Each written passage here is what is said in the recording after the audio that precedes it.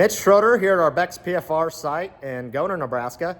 And today we're going to be doing a little bit of side dressing. So I've got 32% liquid nitrogen in that tank, and we have a coulter and knife machine. So what I wanted to show you specifically was a study we're working on this year called our End Keeper study. So this is a system by Yetter, closing up the trench for the nitrogen behind this coulter and knife. And we can use this wheel, we can adjust it to be more or less aggressive depending on our preference.